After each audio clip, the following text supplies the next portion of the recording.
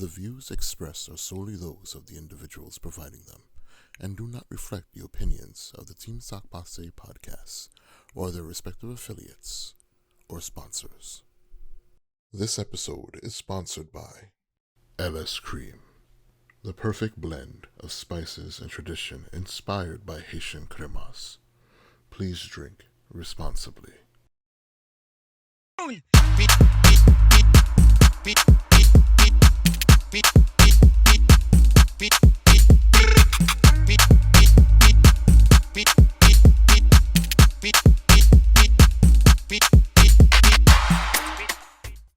Sock Passe, what's going on? Welcome to another episode of the Team Sock Passe podcast. My name is Glad. And I'm your boy Rob. Remember, we are your favorite Team Sock Passe podcast show where we interview great entrepreneurs from all sectors of industry. Remember, subscribe, share, comment below. Subscribe, share, comment below. Glad, let the people know. Oh, man, we got a lot of money and a lot of history in the building with us tonight. I don't know about a lot of money. Oh, you got it. Well, definitely a lot of respect for sure. A lot of respect. Our brother, Thank you. film producer, Mr. Luc Stephen. What's up, my brother? How's you doing, brother? No doubt. Thanks for finally doing this. We Thank did you, it. man. Yeah, Thank we you. did it. We did it. We Yes. did it. We Yes. did it. Brooklyn. Man. We here. Brooklyn. Queen, sorry. Oh, you in Queens now? Oh, no, always. Always. Yes. South yeah. Jamaica. Okay. We're gonna All talk right. about that, man. Yeah. How you been, man? I see you all over the world.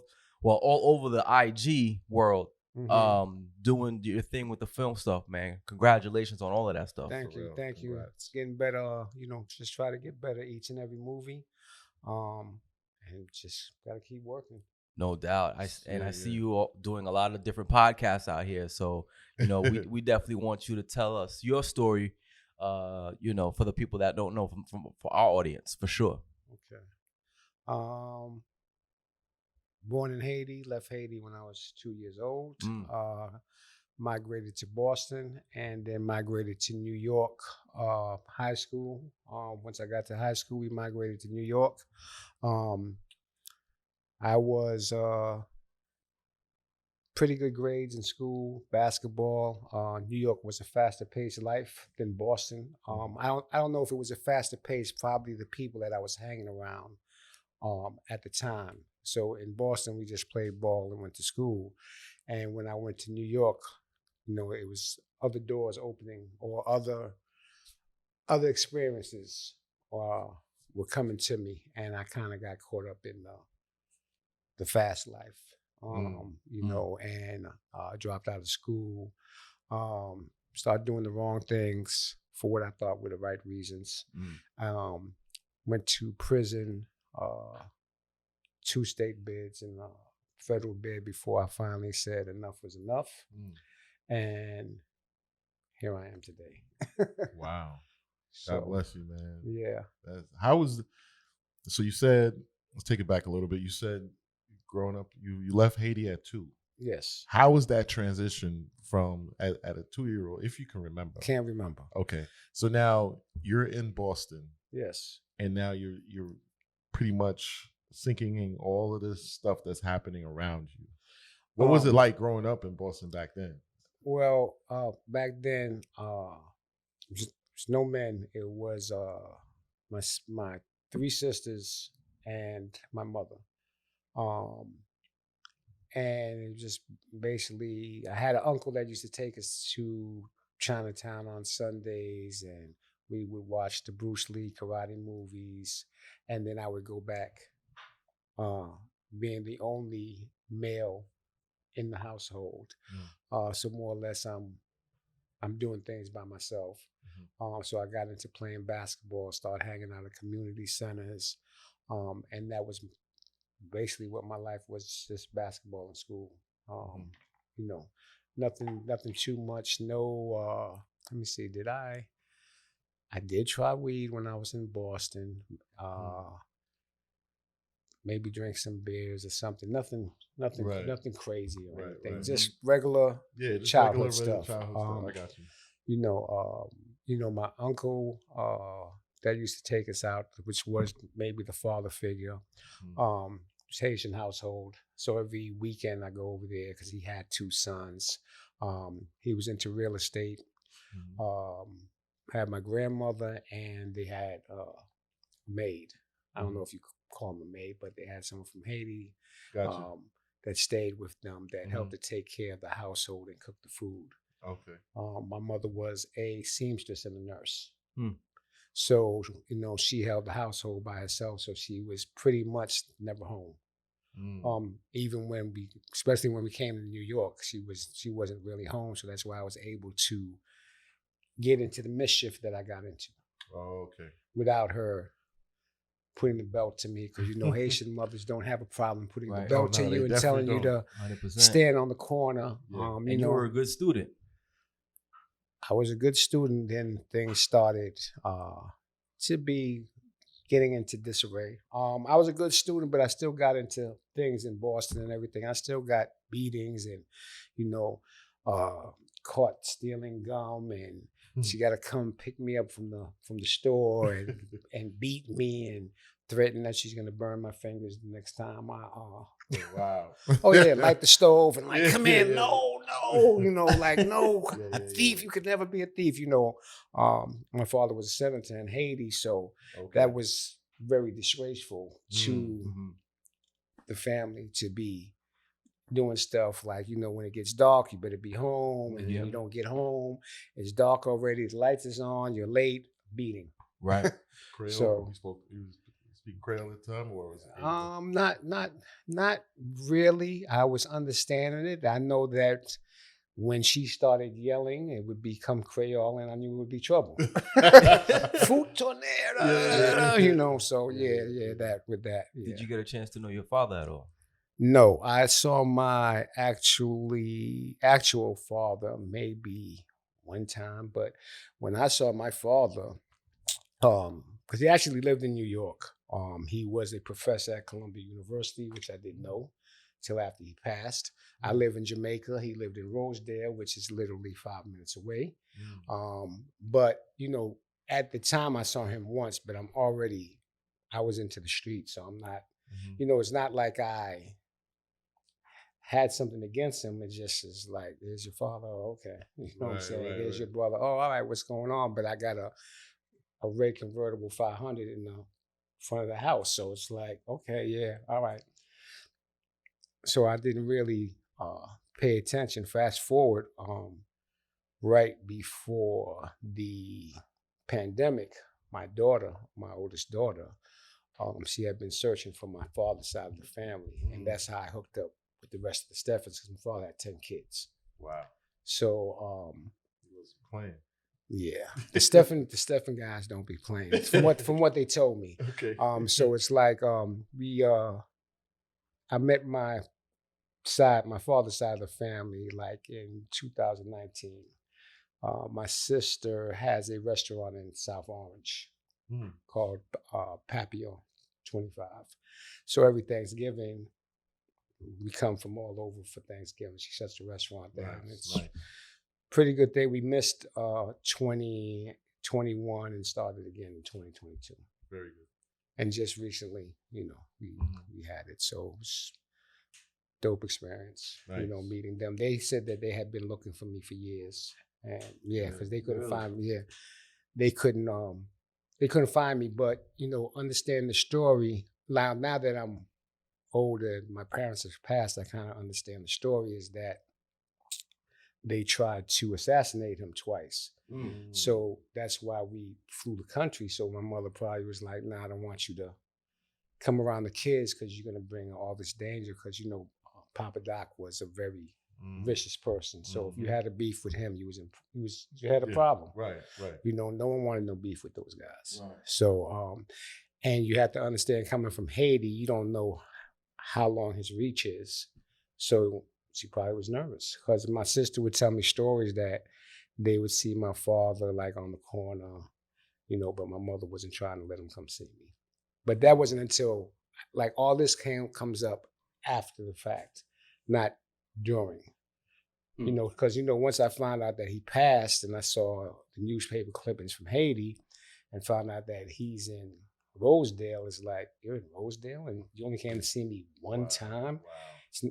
And you were a college professor. It's not like you were a bum. It's not like you were on drugs. It's not like what was your excuse?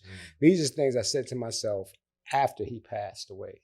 because that's when everything started coming. And then once I met my brothers and other sisters, then they're telling me more and more stories. Gotcha. That's how I found out my mother saved him during one of the assassination attempts. So it gave me a clearer picture of what was going on, because I really didn't know what was happening. So he was kind of, because he wasn't in your life, so he was kind of like preserving your life in a way where he kind of didn't want to. Well, my mother was doing that, not him. He was trying to come around, and she was not having it.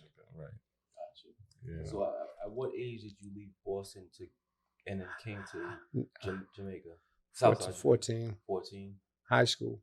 Got you. And then what was it about the streets that kind of captivated you? Was it curiosity, or was it just what everybody was doing at the time? Well, high school is girls. Mm-hmm. Then you seeing different, back then I guess it was 98s, Cadillacs, jewelry, Adidas suits. And I guess I wanted that. I started wanting that. Rap was prominent at the time, on the come up? Rap wasn't prominent. Rap just started. This is like, we're talking about the 80s. When I got deep in the streets, I can remember, Run DMC and them coming around, and, me looking at the rappers like, what are these guys doing? Not knowing that it's become the biggest thing to our culture. But back when it started, we didn't understand what was getting ready to happen to the world, because hip hop changed the world. Definitely did. So when I was coming up, it was the DJs and it was the rappers, and they're looking at us and they like the way we're dressed with the jewelry and everything else. Now it's the opposite. The rappers are at the forefront with the jewelry and the money and the hanging out. Right. There wasn't any money for them back then, but this is something that they love to do. Wow. What there's a lot of street names, a lot of street legends that you used to run with. Can you give us a little bit of that history, and who were some of the first people that you were hanging out with in the streets when you started your kind of run per se? Well, I guess I wouldn't say that I got into the heavy names right away. I used to, when I left home, one day my mother told me to stand in the corner, and I didn't stand, I just left. And Haitians, we have pride, so I'm not going back home. At what age was that? Like 15. Wow. I'm not going back home until I'm straight. And stay with some brothers. I think one name was AJ, the other one was Wack. And those were my first kind of like street mentors. They were known in the area, but they wasn't like the big time. Hanging out with Lincoln Park, Cat used to come to Lincoln Park, and that's how we met. And then I started hustling with him, and then he was kind of like the plug for everyone from Supreme to, whoever at that time. So that's how everything came into retrospect. And back then, in the early 80s, Queens was just like one big happy family. We're going to the Fever with like 20 cars, BMs and Caddies and Benzes, and everyone is making money. So it's not like we're having no problems with each other or nothing like that. We're all rolling together. So Queens is looking super strong going to the Fever and everywhere else. I remember them days like when I left Brooklyn, my parents they moved to Queens. Lived in Rosedale. Oh, and yeah. just seeing all the Haitians go to Rosedale. Yeah, bro. And just seeing like, Mr. Cheeks and all these guys hanging out in Rosedale and Laurelton, and me as a come up, just playing ball, listening to all these, the OGs in the park. And they were like, it's exactly what the same story you're saying. It's just like I'm imagining myself sitting at the park and listening to the OGs talking about, we're gonna hit the club up tonight, and they shot in their cars while we're playing ball. And it was dope. At the time, you guys you guys are pretty much selling all of that stuff, right? Y'all doing more than y'all doing everything. Selling everything. everything. Selling everything. Wow. Selling everything. And how much are you guys like bringing in at the time? When you guys were really into it? I think peak between probably on 150th Street, Cat had a game room. I had a corner. Mm-hmm. So again, we might have his niece had some stuff in the front. So between us, like, it might be $500,000 of drugs bagged up. That's like a day and a half for it to go. Wow. 150th Street was, and we're not the only people making money like that. Supreme is making money like that. Danny's making money. It's like 8, 9 people making money like that. Yeah. Or 8 or 9 crews, not people. 8 or 9 crews making money like that. Wow. So y'all pretty much serving all the queens. No, they were coming from all over the place. There was like an open, like, have you ever seen American Gangster when he puts on the beard and he puts on the thing and he goes to the block and you see all the people running around? That's how the block was. Like, like, you can't really explain it. It's like we used to park our cars on Shore Avenue and then walk a block down, and then it was really 150th Street and 107th Avenue, the intersection. But that whole 1 block area, it was just so much money that you had to figure, like, it's $1 million a day coming through there. Damn. It's a lot of money coming through there. Crazy. Wow. Fast forward. So I see self-destruction. Yes. So before we get into that, what got you into this whole film industry? All right. So there's a brother named Chaz Williams. Was a party promoter. He had a label. RIP to him. He passed away about 4 years ago. So Chaz introduced me. I mean, first I was doing like restaurants and transportation, and he introduced me to someone, and he had an idea to do a web series because of Money and Violence. Okay.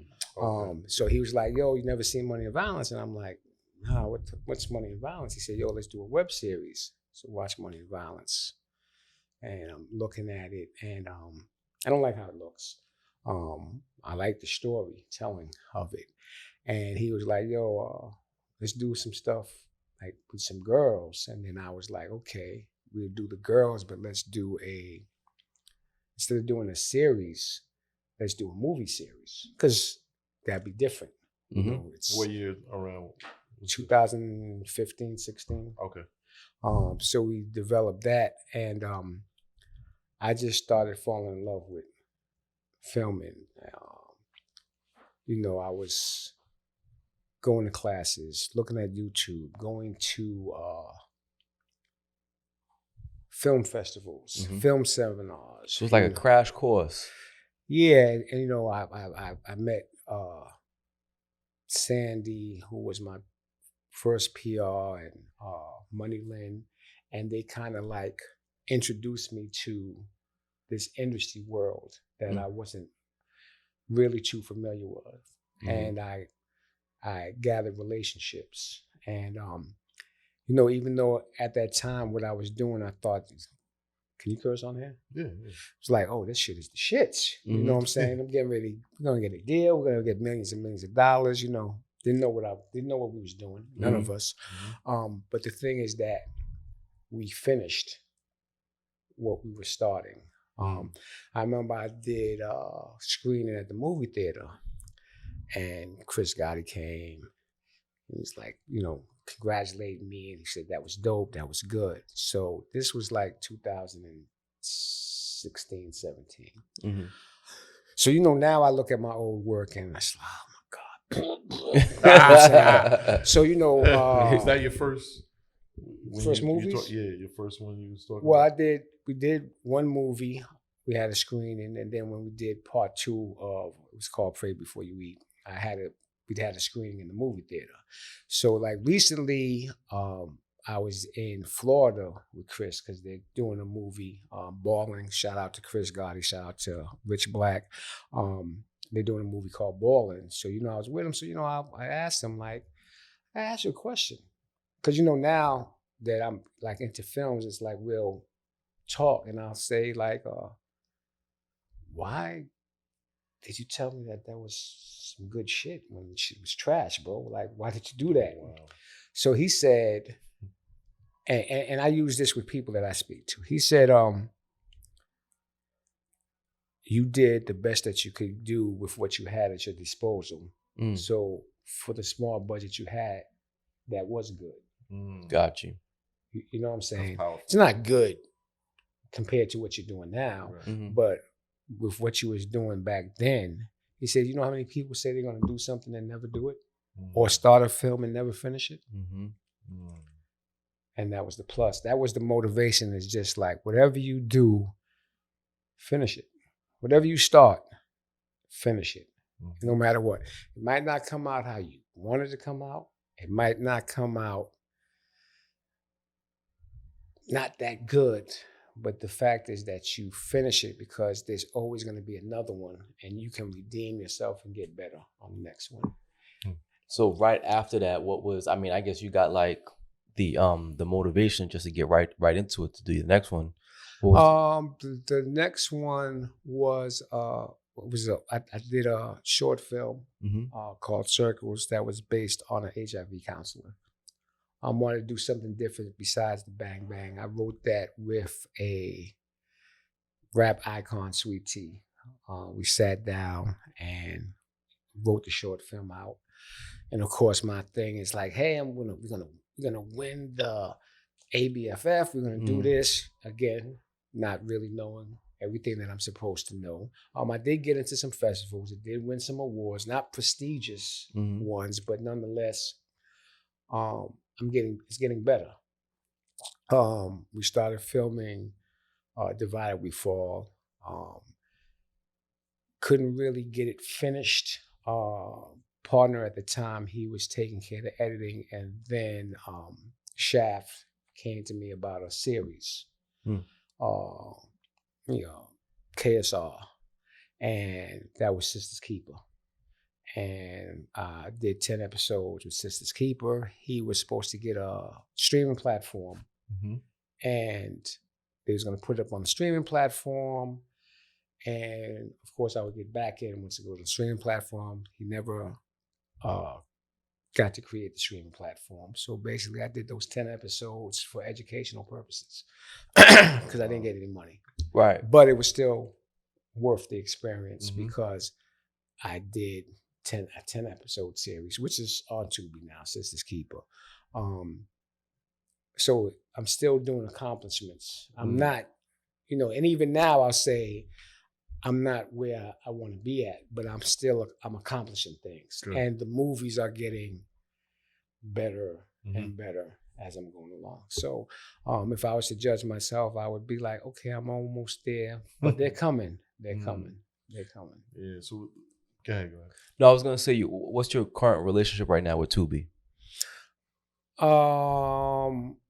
Well, I'm a distributor or a sub-distributor. I deal with different distributions. Like I may take it to one place. If someone brings me a completed project, I can get them distribution where it would be on Tubi. And each of these distribution companies said certain things they don't take. So at least I have relationships where, okay, I bring you something and you go, I want this one, but I don't want that one.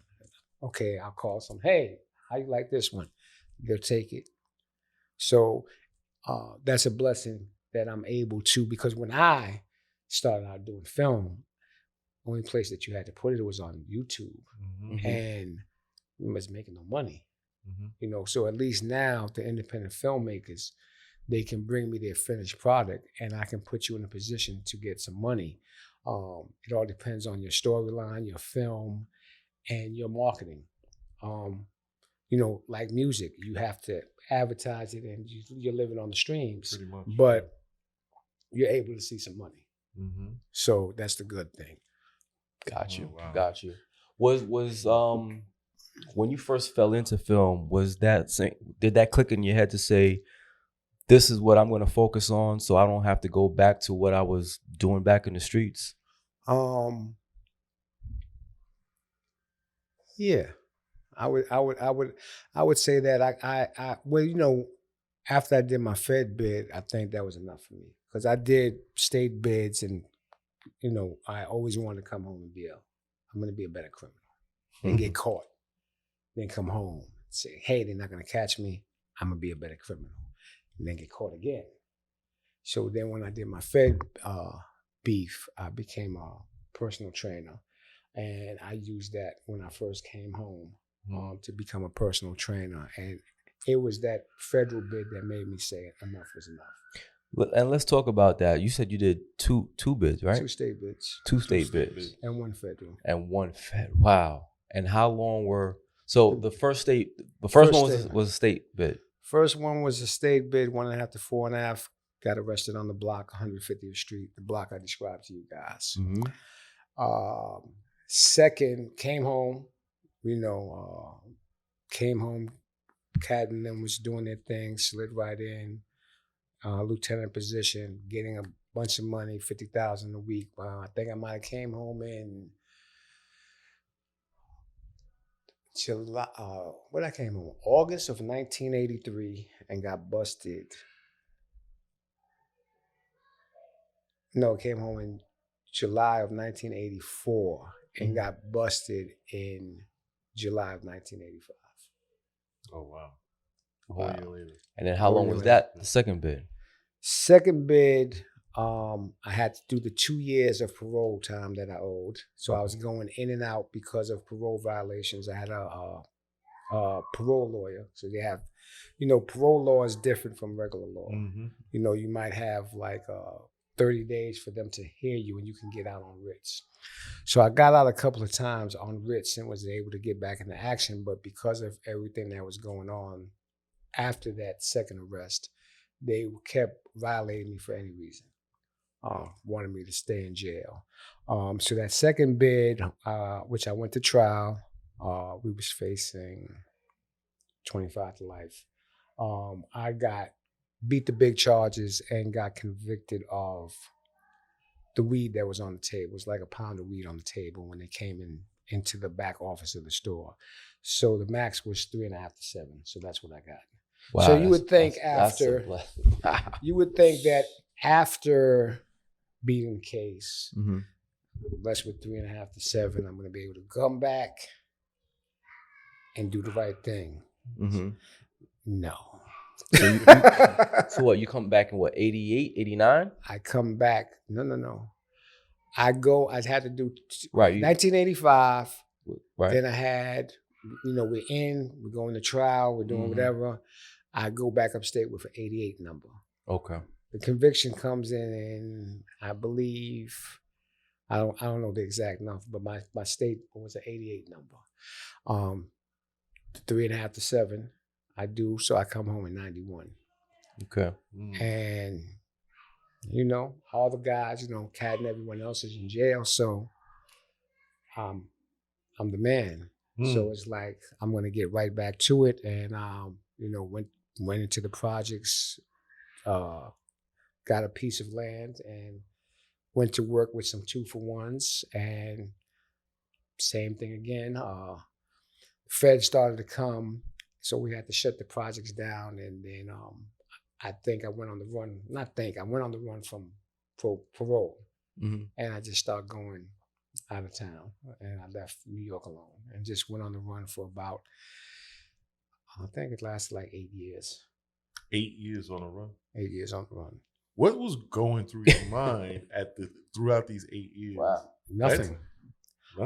I mean, it's like when you're in that lifestyle, you're, even though you talk about tomorrow, but you're more or less you're living today. So it's like it's the girls, it's the partying. It's like when I feel, because we're Haitian, so you get that feeling that something is not correct. I would just go somewhere that I never went to before and just open up shop there again, because my thing was, if they pick up anyone, if I'm somewhere that I've never been, then can't no one say where I'm at, because I've never been there. Right. If they go and approach you, you're gonna say, "Oh, yo, he used to be down here, and such, and he was over here." But if I don't know where I'm going, and you don't know where I'm going, you can only talk about where I've been. Right. You can't talk about where I'm going. So that was my philosophy when I was on the run, and that's why I think I lasted. So where did you go? Each started Baltimore, DC, Virginia. I would just keep going down. The Carolinas, Raleigh, Greensboro, Winston-Salem, Charlotte, South Carolina, Columbia, Orangeburg, Wow. Atlanta. Wow. You just kept going down. You made it to Florida? I made it to Florida to cop and bring it back. Mm-hmm. Never, no. I did go to Florida and I did live there for maybe 6 or 7 months.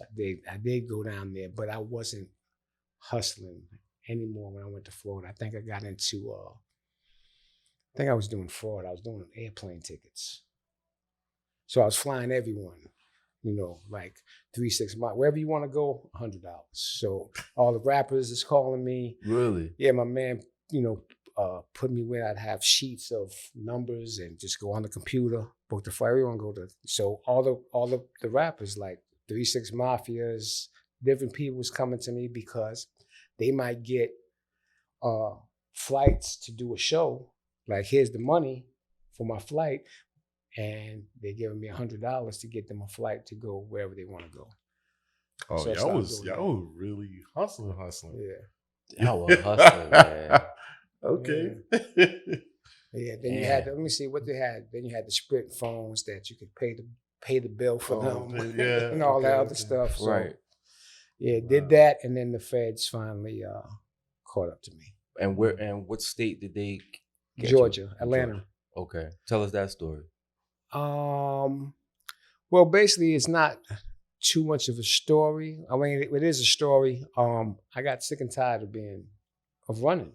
You know what I'm saying? I went in one morning and I told my sister, like, I'm going to go in. You sure you want to go in? And I said, it's so crazy. I said, I ain't going to get nothing but 5 years. I'm going to go in. And meanwhile, that federal case is like 40 years because it actually was, I'm not a robber,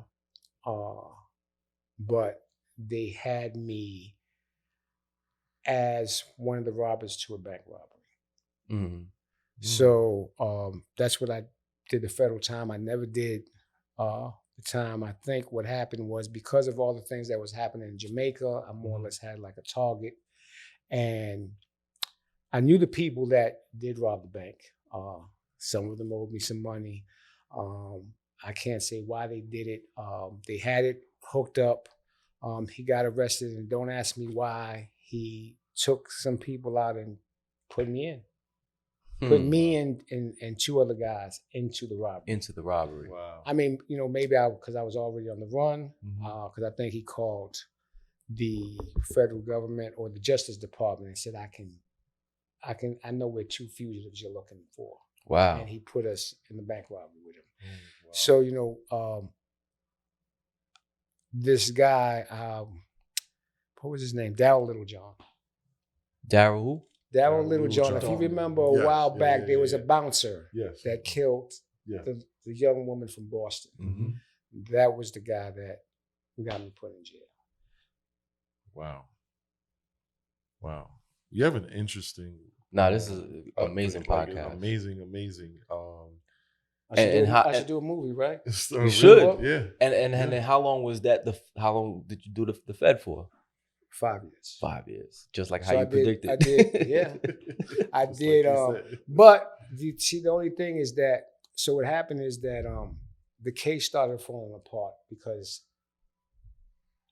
it's like one agent, he had to know that the guy was lying, or either he told him. I don't even know how it went. So I'm like trying to give up DNA, and they come in, he's coming there, hey, we want your DNA. If you do this or you do that, I'll give you 20 years if you cooperate. And I'm doing push-ups. I'm like, cause I ain't do this. My DNA is not in the truck. So I'm doing the push-ups, and he's like, yo, this is the last time. I said, yo, bro, I told you I'm giving you DNA. You ain't trying to get DNA. Then, the CEOs is like, yeah, the last guy we had to pin down. I'm doing push-ups trying to get my veins to buzz out. Like, take this. So they knew that, I think they knew that if we went to trial, that they were going to lose. So they gave us some time with the cap. Like, no matter what, because of my record, my cap should have been maybe minimum of 8, 9, 10 years.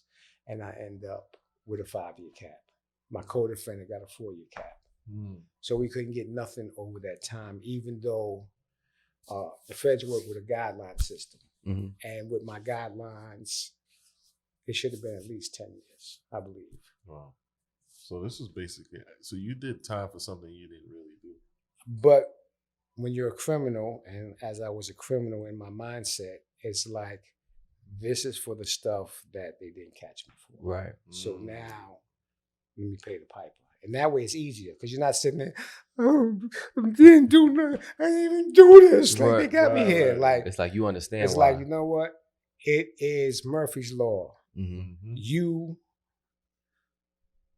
did crime that you didn't get caught for. A lot of crimes that you didn't get caught for. So now, guess what? You're paying the time. You have to pay the thing, and still less time than you should have. Whatever you. Wow. And what time you got at? What year was it you got out of that? I got out. I came home in I came home in 2006. 2006. Got you. And then you got the film bug. 2006. 2006. Oh, you started doing the trainer, right? Then got into restaurants, transportation, and then I caught the film bug like 2015. Gotcha. So you said, and then look back since then. Oh wow! So you said you was into restaurants, like how, like you open your own restaurants? Or? Yeah, I had one. I think it was Plate of Soul, which was across from Allen's Church on Merrick Boulevard. Then I was trying to help people with their dreams, because I never got into a restaurant, but I'm the type of person that if I get into something, I get into it wholeheartedly.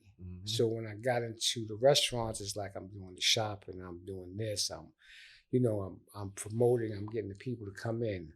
I opened up, had another one that I partnered up with some people in Atlanta called Stir It Up. Okay. Again, both of those kind of folded. I didn't have the right support. When you have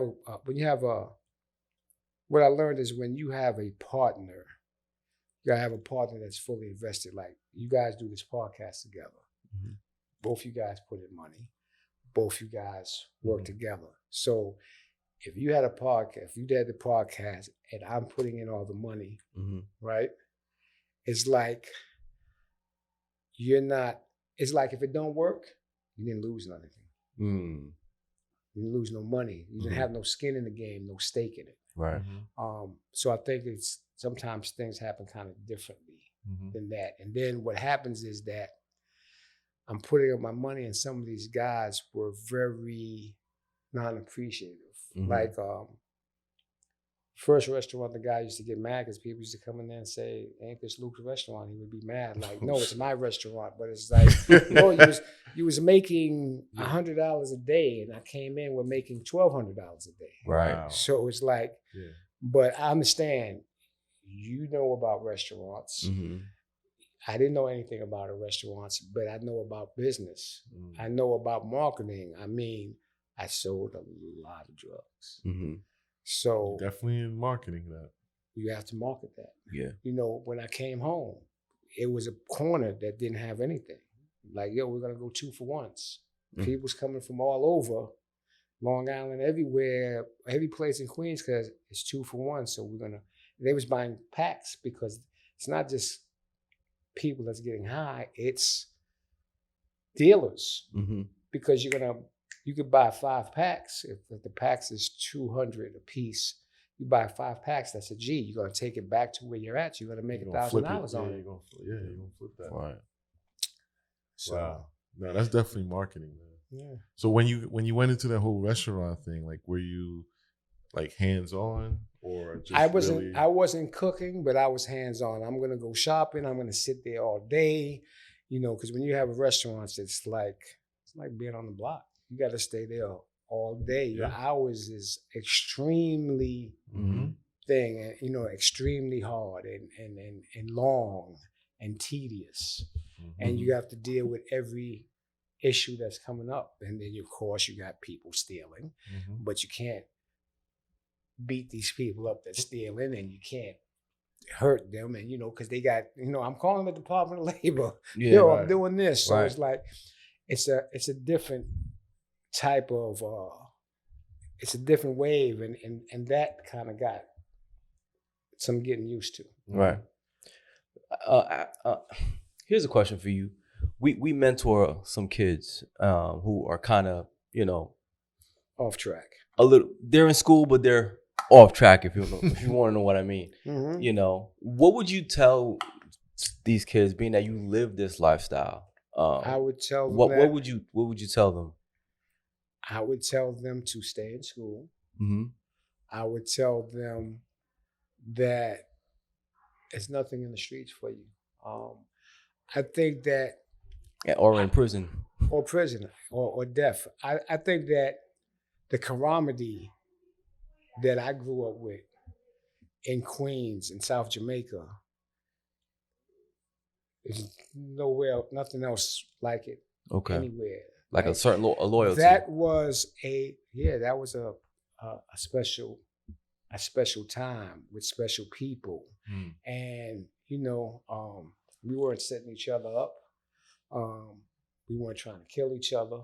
Even though you might have had that atmosphere, like if you did something wrong, you could be dealt with severely. But you had your little, we had our crew, so I never worried about that. Even though it's death all over the place. I never worried about or had a thought in my mind like they're gonna kill me. I never had that thought. No matter what happened, I never had that thought. So you would tell them to stay in school? I would basically tell them, as a living example, like, don't wait till you get 60 to straighten out your life. You can straighten out your life now. If I had to do it over again, I would be like, get a job, do whatever. The only thing I think about doing it over again is I have kids. That's brought me some beautiful grandkids. And even though I didn't do a good job with my kids, these are my kids that I love. And if I didn't leave this lifestyle, I wouldn't have those kids. Because I wouldn't have dealt with those women. Right. How many kids you have? 4. 4 kids. 4 kids, 3 grandkids. Beautiful, man. Matter of fact, I got a grandkid tomorrow, Sky. Happy birthday. Birthday party tomorrow. Beautiful. Congrats. Beautiful. What's the current project you're working on right now? Talk to the people about that. Working on right now. All right. So I'll just go into September. We dropped Self-Destruction. Just dropped Better Than My Last. And I'm waiting for 7 Sins to drop, which I did with this streaming network called the Plug Network, which is a Haitian-owned streaming company.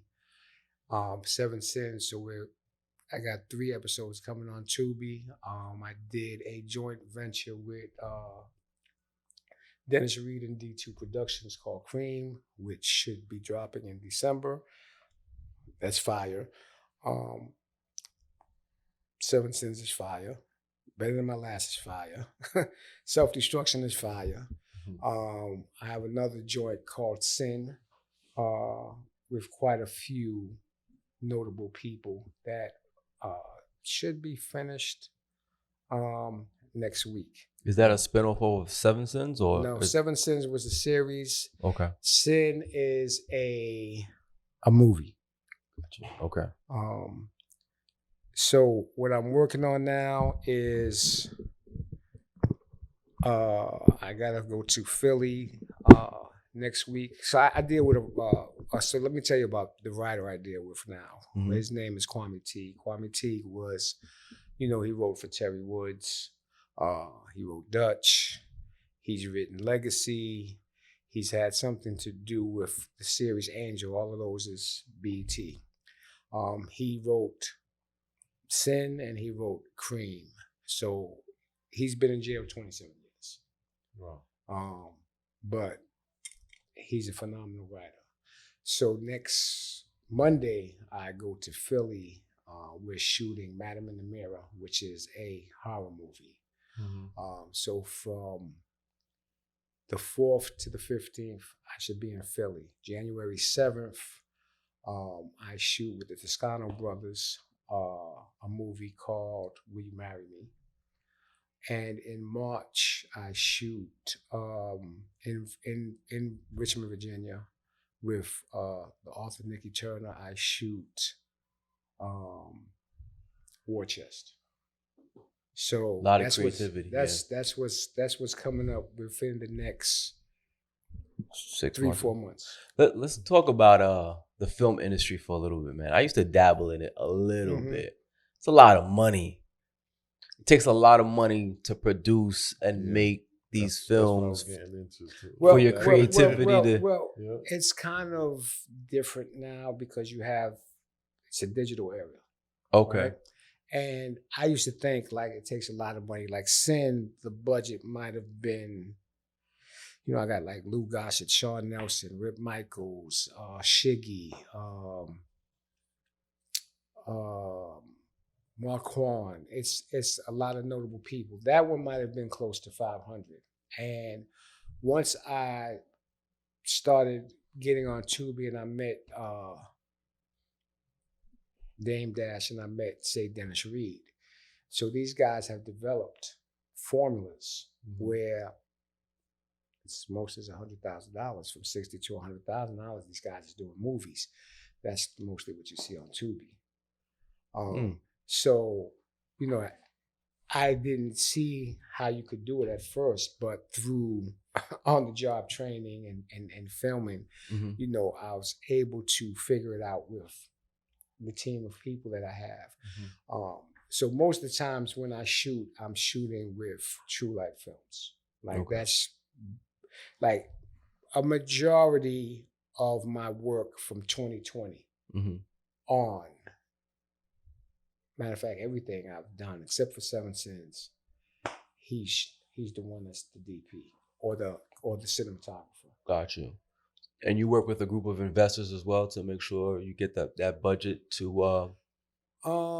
see through? Like right now is that when I get the phone calls, they have the money. So like Nikki called, hey, I want you to work on War Chest. She has a budget. The Scotto brothers, yo, we want you to produce this film. What's your day rate? You know what I'm saying? We're giving you some points, Also have a documentary,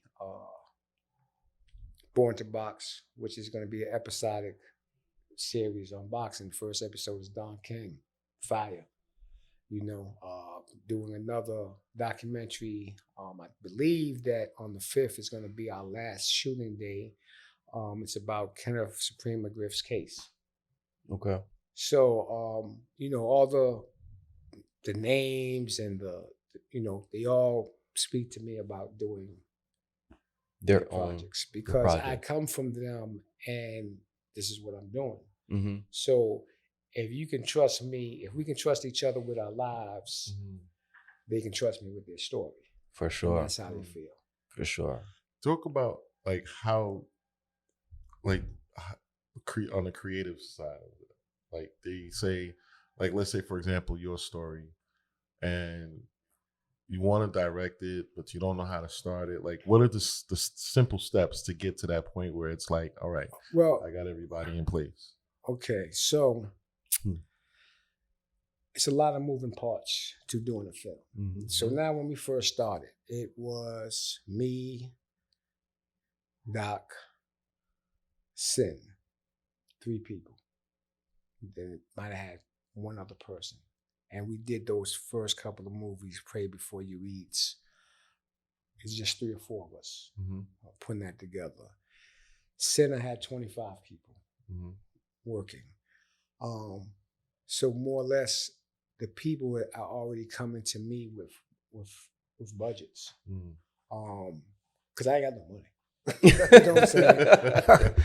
We'll make that perfectly clear. Am I going to? I'm talking about the things I do, right? So you would look and say, yo, this guy is rolling, right? Well, they pay me to do a job, right? They give me points. My money is the back end. Sometimes it takes 18 months or 2 years to see your back end. So say if I get 500 or a stack a day, right? If a movie shoot, it's 10 days. How long is $5,000 or $10,000 going to last? It's not no money. You got to find the next hustle. Once it's finished in the back end, I have to keep getting booked. So now we're in a space where I'm booked for December. I'm booked in January. I'm booked in March. I'll find some other things. Now it comes to like I've put work in, so people will call me to speak at filmmaker brunches or do classes like Jamaica Art Center will call me and tell me they want me to sit and judge a film festival. You understand what I'm saying? So I'm getting all these other things is coming into play. I need to find someone so I can speak better. Because if they're gonna be sending me to like the Midwest and the Mideast and I have to talk to people, I gotta make sure I can't have the right. I gotta be a prolific. Am I saying that right? Yep. Prolific speaker, because then I can start getting 2,000, 2,500. So now it's another source of income. So it's like, okay, if I could do 4 movies with the Toscano brothers, 2 movies with Nikki, 2 movies over here, that's what, 8, 9 movies. If I can do 12 movies, right? And the lowest thing that's 12 movies is bringing in like $120,000 to $60,000. So now if I can get speaking engagements, if I can get teaching engagements, if I can, so the next thing after that is, once I get a hit, like once you have a hit record, once I have a super hit movie, because again, the movies is getting better. You guys need to watch them and spread the word to watch them. So this way, I can feed the grandkids. No doubt. But when you just have to keep working. So the thing is to find different streams of income within what I'm doing. Is like, how to film books. I could do that. I sent my kids through trauma. If I can maybe pass things up, then there's a book to write about how to put yourself back in your children's lives after you created such havoc. Yeah, that's deep. You know what I'm saying? How to leave the streets alone and become a fully functioning tax-paying citizen that doesn't want to do wrong. Like all those are stories, and people might say, "Hey, when you gonna do your story? Like, hurry up, you need to do your story." And I'll go like, "I didn't get anywhere yet," and they'd be like, "No, but you are successful because you successfully turned your life around." I successfully turned my life around, but I didn't become successful into the mainstream because at the end of the day, this is a huge world, right? So the people that know me, they're gonna want to read the story. So I'm not gonna want to read the story. But to get the whole world to make some money, I gotta be lit first. So I need a hit. I have a hit movie. Everyone wants to know, damn, what's his story? Where did he come from? Now it's interest in it. Yeah, now I want to move it. But other than that, do you know how many people have went to jail, sold drugs, came home, changed their life around? Yeah. How many times do we hear that story? Every day. Every day. What's so special about it? Right. What? Because I was with Kat and with Cream, that makes my story a little bit special. I'm not a little Cat. bit. I know But I'm Preem. not. Preem I'm not is Cat. I'm not Cat. that was Preem. That's I their got a story. stories. I got a story about Preem, but I ain't gonna go there. But you got a unique story of how story. you damn near predicted how much you were gonna do with the Fed, and you got that. All right, so I'm gonna say I'm gonna show you something. Well, not show you something, but I give you something to think about, right? So I remember I was dealing with this my youngest baby mother, and she said, "Hey, I went to see some people, Mm-hmm. and they're saying that your ex-girlfriend is doing some stuff to you, right?" So she goes. I go to see the people, right? You know, do whatever. He shows me some things, and he makes some calls, and 3 times I see he's correct. So now I'm listening to him all the time with what he says. But the very first instant, he told her to bring him a picture. So she brought him a picture of the group of girls, right? He cut the girl that was supposed to be doing something, cut her face out the pictures. I tell my mother about it. My mother's like, man, don't believe that bullshit. So now, every time I see these people, they're saying that you got a bath when you was younger. You're protected. You're protected. Right. My mother passes. We're going through the pictures. So even though she told me, don't pay that shit no attention, that's a bunch of bullshit. Every picture of that girl, she cut her face out of the pictures, just like the guy did. Ooh. So Wow. I say shit is real with that. Be careful. My daughter, go in her house, it's crystals all over the place. I went there to babysit. She's spraying me, she's lighting stuff, she's incense, doing all that, and it's like she can dream, like she can predict. So again, we're Haitians. That is part of our culture. Mm-hmm. Some of us don't explore it, but it is real. I can remember one time getting stopped on the highway. They took money from me. And when I went to call my baby's mother, she said, "Oh, dude already called me and said, he's seeing you with a bunch of police around you, but you're going to be okay." Like I used to bring people when I was on the run, like, is he good? Is he good? So I bring my cousin there one time, and he tells my cousin, "I see doctors around your father." 3 days later, his father has a heart attack. Doctors is around him. So it's like, if he told me don't go on the highway, I ain't going.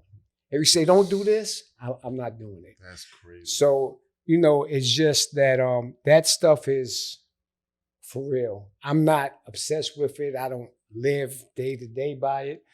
But it's real. It's real. Yeah, that shit is. It's real. And I'm spiritual protected. world. You can't do nothing to me. Trust me. Hey, there it is. I feel there you, it man. is.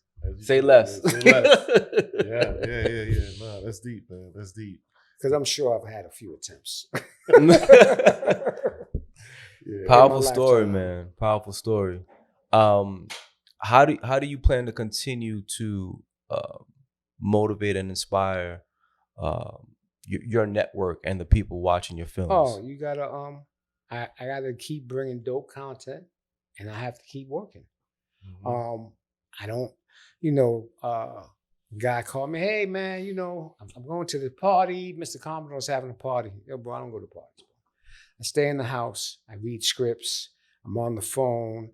I'm in pre-production for 3 films, which means you got to have table reads. You got to find locations. Like, I don't have time to go to a party for what? The people at the party is trying to get they trying to get a deal like I'm trying to get. Right, Mm-hmm. right. The people that cuts the checks, they're not at the party. Right. They're at home. They're at home.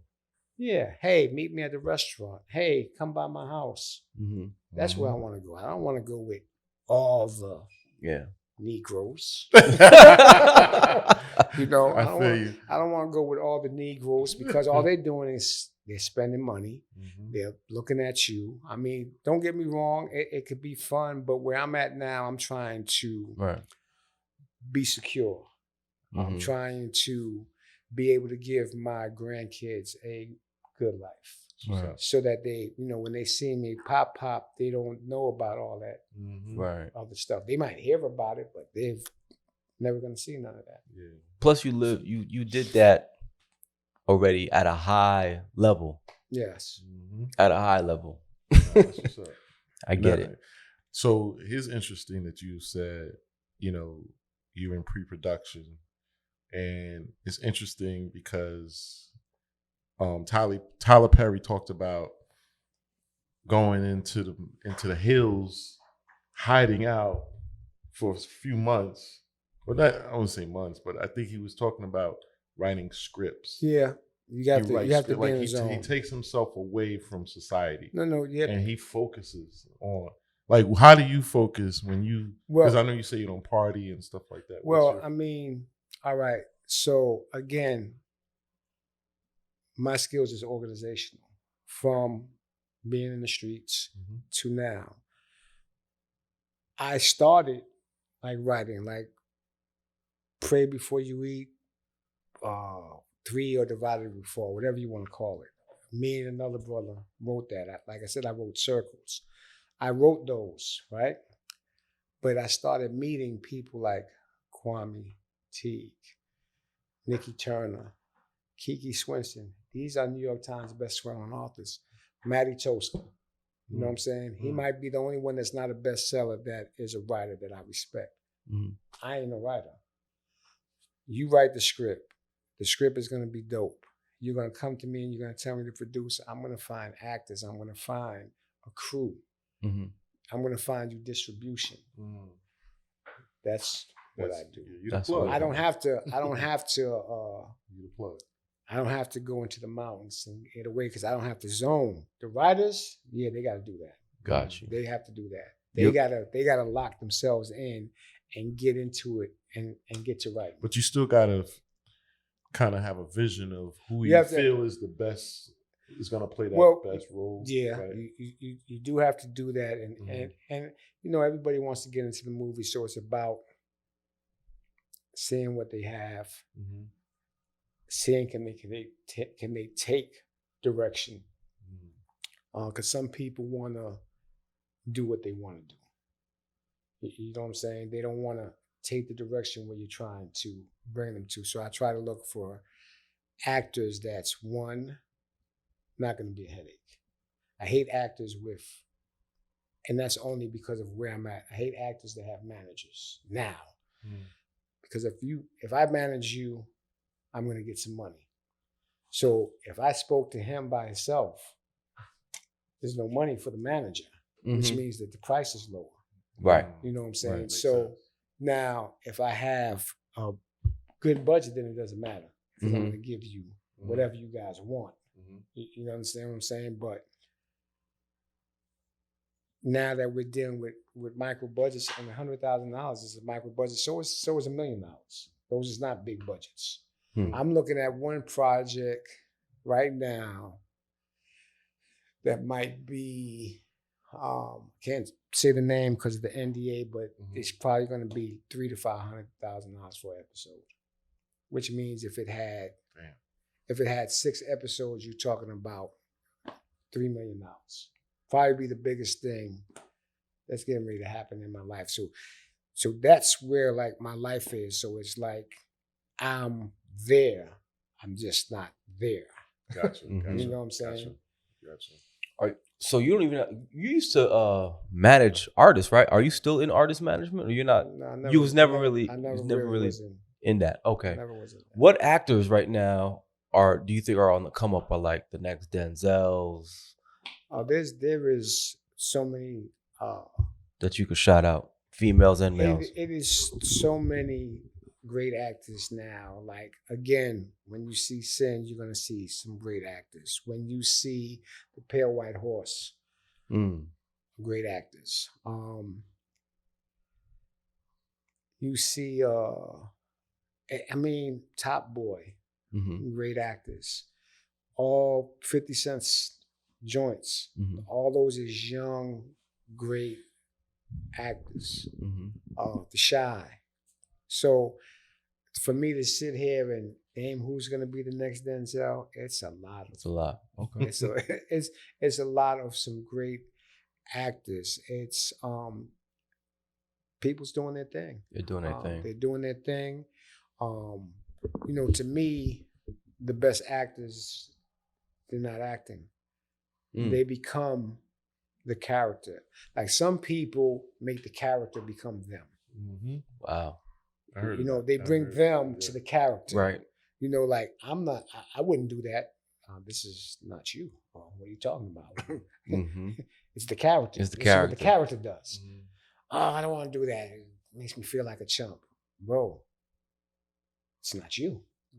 It's the character. It's the character. Yeah. So when a person tells me something like that, then I know, like, okay, You're not ready yet. I'm not fucking with you. Because you're not going to give me what I want because you're too busy being you instead of becoming what you want to be. And you have to convince me. So if I'm watching something and you're supposed to be a killer, if I don't feel it or see it, then it's not who you are. If you supposed, like, whether you had to be feminine, if you was a guy, like, you had to pull it off. So you have, because otherwise you're not gonna, when you watch it, you're gonna say, this is bullshit. Yeah, you gotta convince. I don't believe it. You gotta convince. So when they got you drawn in, and you like this, and you talking to the TV like, get him! Oh, what, you stupid mother! What the? You got a movie, right? Yeah, because you had the people talking. Like I've went into Rob's and I've played Cream, and I see the people that work there, like, they're not moving. It's like, yo, come on, it's closed. Time to go home. You got paid. They like this. This lets me know, oh, this has the potential to be a hit. As long as the marketing is correct, this is gonna go. So I know that the next 3 drops is gonna be pretty special.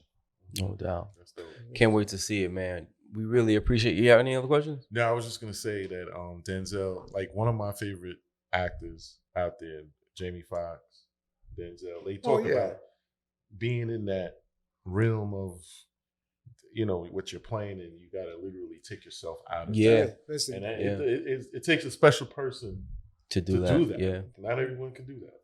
This is how I know when a person is a good actor. When they say, give me 10 minutes. And they go off to the side. And then they come back and they say they're ready. They're killing it. Wow. They're in character. They're killing it. When a person be like, boom, boom, boom, and like, okay, I'm ready.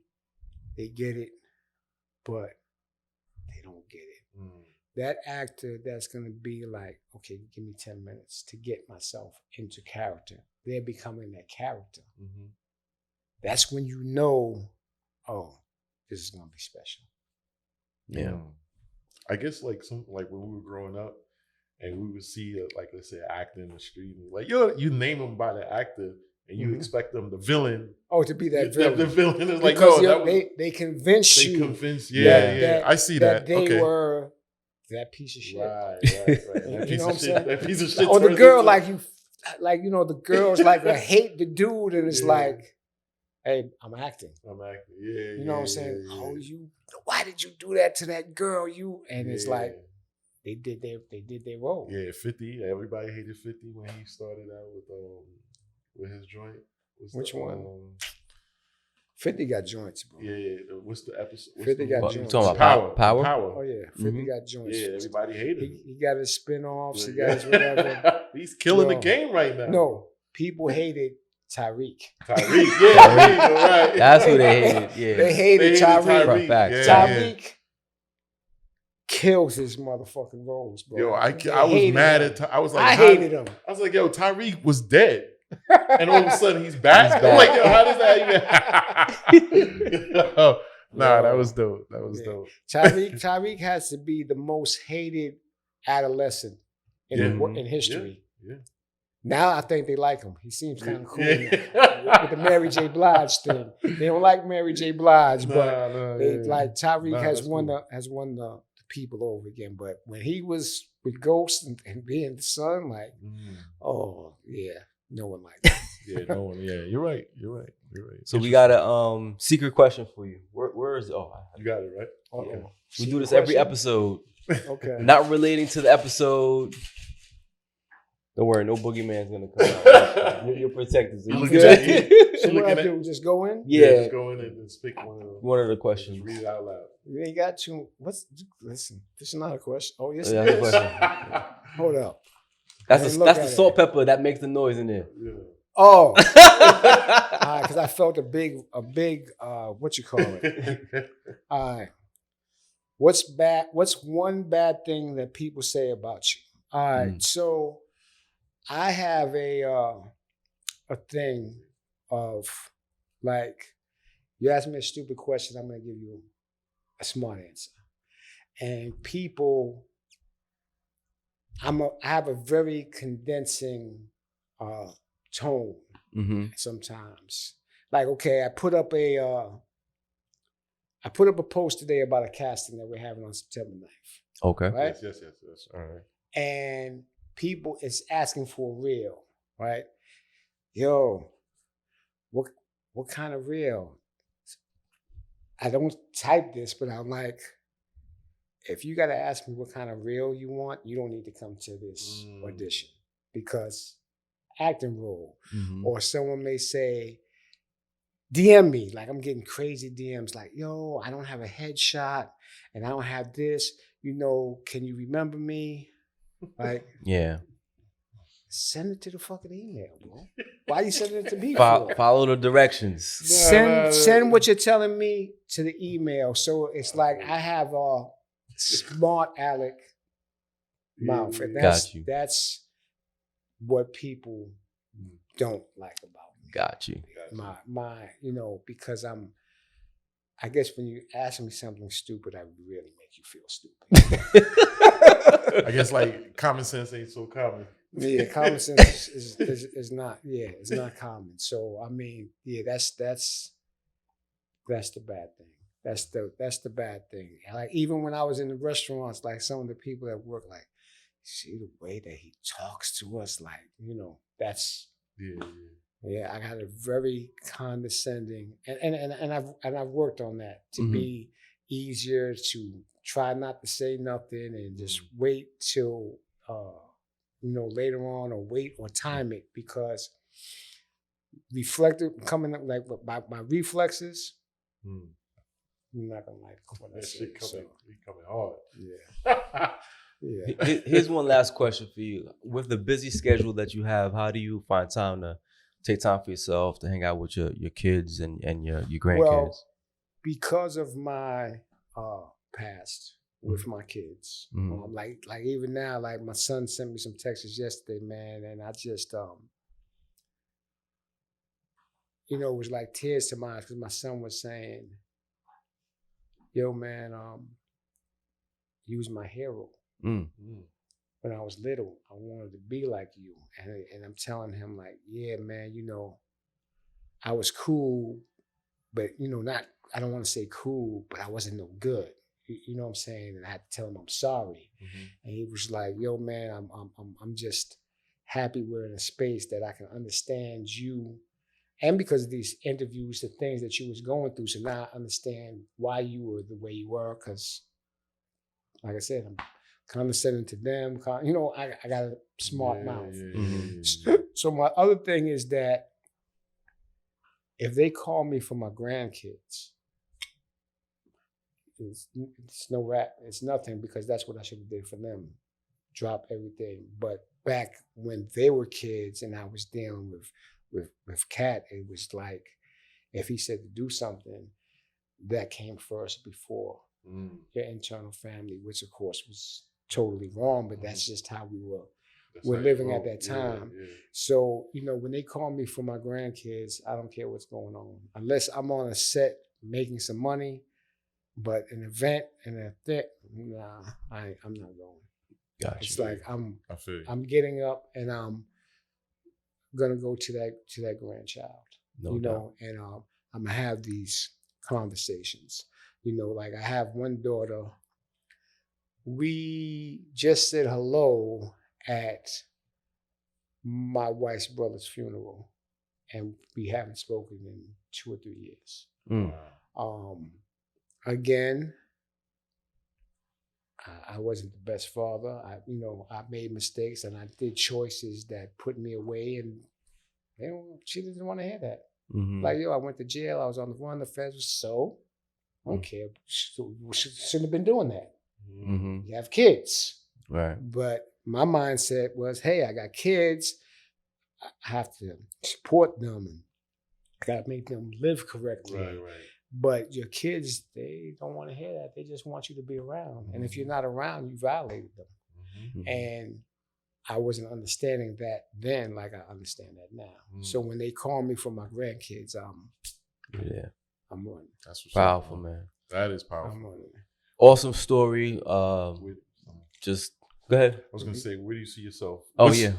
your 3 years from now? 3 years from now, I'll probably be doing 2 movies a year, making millions on each movie, and chilling with my grandkids on the beach. No at doubt. the crib, barbecuing and having a good time. That's where I see myself in 3 years. Having the culture, the Haitian, the American, the Spanish, the everyone looking at my films and being anxious. Like when Tyler says he's about to drop something and they wait for anticipation, that's what I want. Like, oh, Luc Stephen is getting ready to drop something.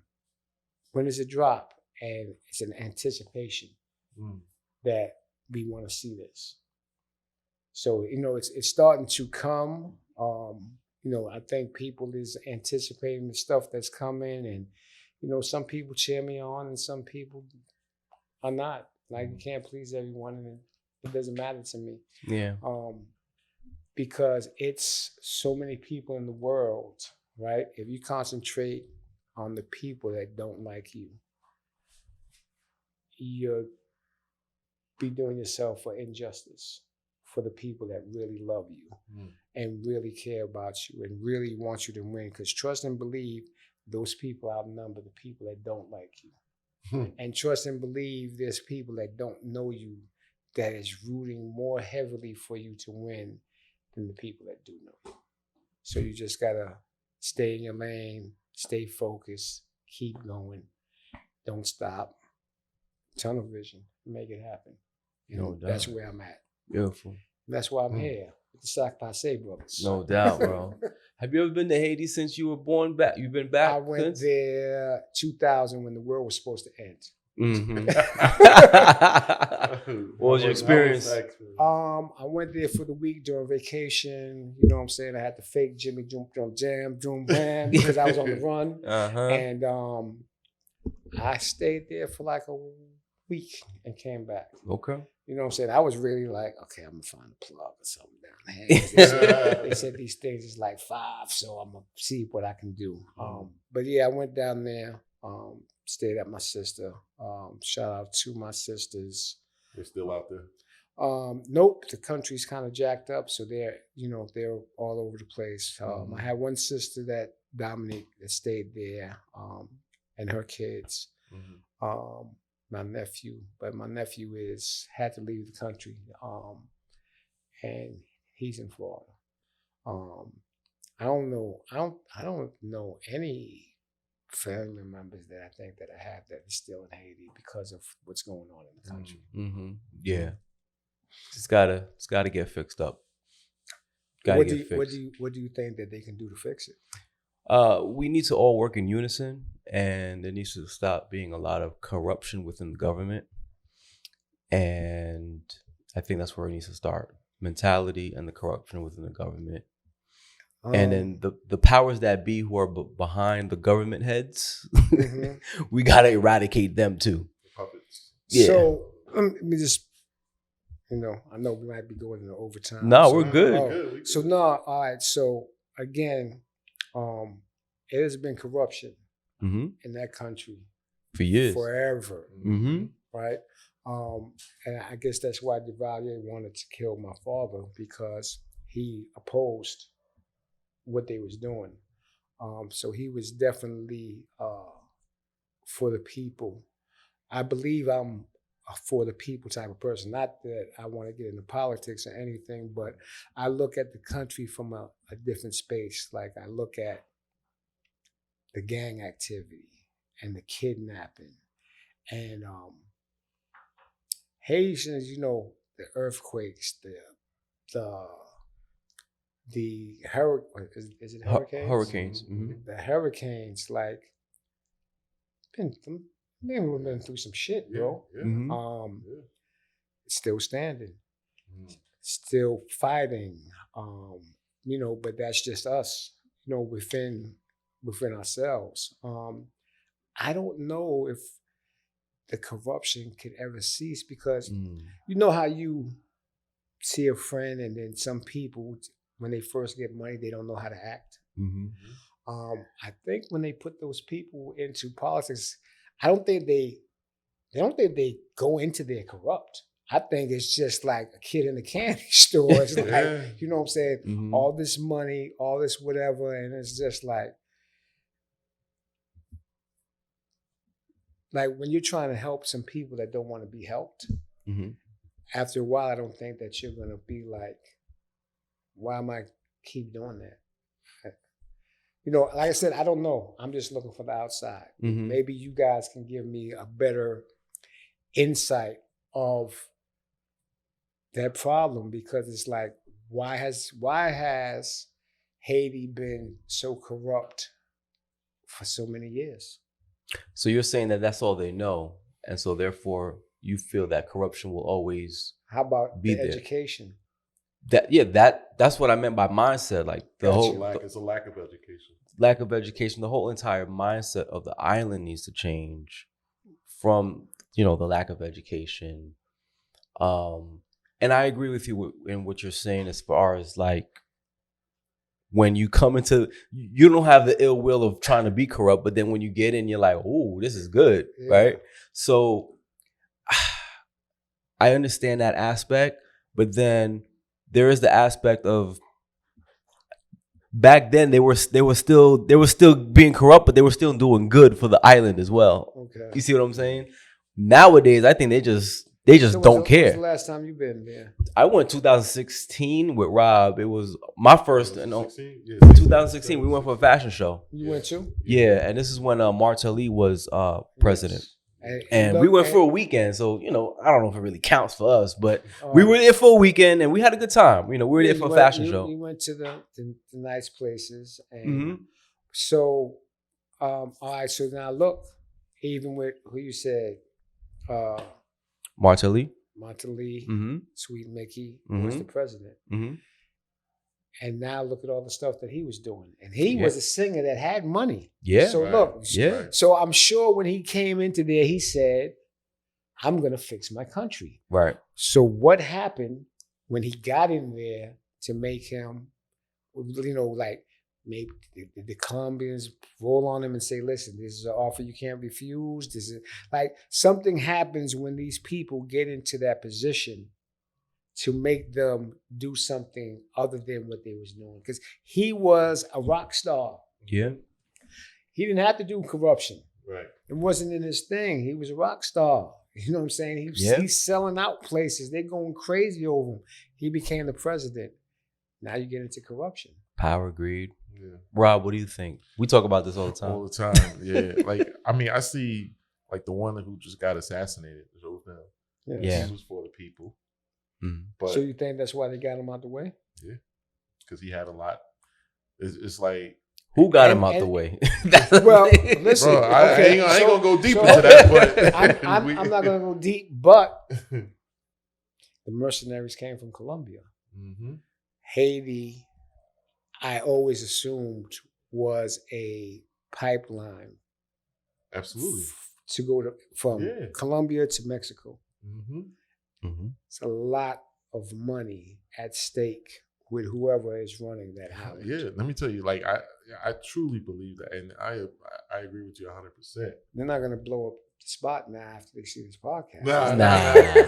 They would have been done that. We talk about this all the time. Really? Cats that come here and we talk We talk. Okay. But it's kind of like real heavy. Yeah. But it's kind of like I don't mind. I see there's corruption around the world, but at the end of the day, they take care of their people. Those people that be at top, and they doing what they doing, but they're not gonna let that man and that family starve to death. Right. Gotcha. Eating, you know what I'm saying? Eating from the ground. I do my thing, but at the same time, it's a give and take. You know what I'm saying? Right. And I think what's hurting the country right now is just greed.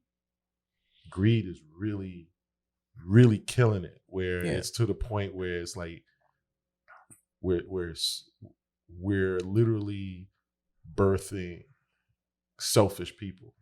So the gangsters, when they kidnap someone and they say $50,000, are they using that money to help the people, or are they being like Robin Hood, or are they just their own thing that they're doing? Like what's happening? What's happening when they do that? I heard there's good and bad kind of gangs in a sense where they're trying to feed their village or feed their people, and then there are ones who are just really trying to just trying to create havoc and trying to make money. Yeah, this is how they got to eat. Yeah. But at the same time, they're all puppets. A lot of these gangsters for politicals. Yeah, for the higher beings, for those people. The guys really behind the curtain that you don't even see. You don't even see. You don't know. They in and out. But these gangsters, I won't say all. Some are for the people. But some are being corrupt by certain individuals in that country. That's like, look, I look at it like this. If, like, for example, Africa, right? We talk about how Africa is the motherland. Haiti is the motherland. Being number one, you're gonna get hurt. People are not gonna want to see you evolve. You know what I'm saying? So they're gonna really take from you. They're gonna call you all kind of names. They're gonna run you through the mud, all kinds of stuff. Can you imagine if Haiti right now just basically said they went on social media and said, yeah, we're rich. Ain't nobody giving money anymore. Gotcha. So I think to me it's by design. It's by design where, there are people out there that are starving. There are people out there that don't know what the next day is looking like or where the next food is coming from. You got to beg. But at the same time, I think at times it's by design is to just continue to bring the money into the country. Okay. All right. That's one of the things that kind of propelled us to, I guess what you're alluding to, Rob, is the image and the perception of Haiti. The perception. Especially from what we see in the media, and especially what happened in we got to wrap it up soon. Yes. Especially what happened with the earthquake. That's what propelled us to start Sac Passe and the t-shirts, right? Because we wanted to show love for our culture and kind of like combat or go against what we were seeing in the media with the bad images. Gotcha. We wanted to kind of propose a better image, you know what I'm saying, of Haiti. Okay. And, fast forward 12, 13 years later, we're still here. Now we're podcasting, you know what I'm saying? But, man, Haiti needs to do better. I believe it will do better. We just have to get our minds together, and less to no corruption, I think we'll be in a better place. Okay. People like you just have the forefront, the vision, and show the other side of, this is where I came from and look where I'm at. Gotcha. You know what I'm saying? With Haiti on your back, bro. Okay. All right. So we got what's the wrap up thing? The wrap up was just to let people know where they can find you. Yes. All right. So I think I got about 8 or 9 projects on Tubi that you guys can take a look at some of my work from the beginning to whatever. Do I got time to run them down? Go ahead. We got time? 3 minutes. 3 minutes. All right. So you have Pray Before You Eat 1, Pray Before You Eat 2, Pray Before You Eat 3 or Divided Before, whatever you want to call it. You have Honor Among Thieves. You have Frenemies. You have The Throne. You have Everybody Dies. You have Better Than My Last. You have Self-Destruction. Did I say Sister's Keeper? No. Oh, and you have Sister's Keeper. So what's getting ready to come down the pipeline, you have Cream, you have 7 Sins, you have the movie Sins, you have Born to Box, and you have Proof of Innocence, which is the story of Kenneth Supreme McGriff. Shout out to everyone that I've worked with and that I am continuing to work with. Shout out to the writers. Shout out to you EPs that believe in me and let me do what I'm doing. Follow me on social media at LucRstephen, Luc Stephen on IG and Twitter, or Luc, Luc, last name Stephen, Stephen, on LinkedIn and Facebook. Again, watch my movies. That's how I'm able to do some stuff. You got to watch them. It's free. You can't complain about Tubi. Also, look out for the Pale White Horse, which I forgot to talk about. So hopefully these things is going in. If you're a filmmaker and you have some finished films, don't tell me you got an idea and it's going to make me a bunch of money. No, I don't want to. I want a finished product that I can get you distribution so that you can make your money. If you have an idea, find you some funding. And if you have the money, come see me, because I don't have any money to pay for your dream, because I'm still trying to chase my dream. So have a blessed day. I want to appreciate the brothers from Sac Passe for having me here. And as we say, Sac Passe. No doubt. Luc Stephen, legendary. We out. All right, my guy. Nice. LS Cream, the perfect blend of spices and tradition inspired by Haitian cremas. Please drink responsibly.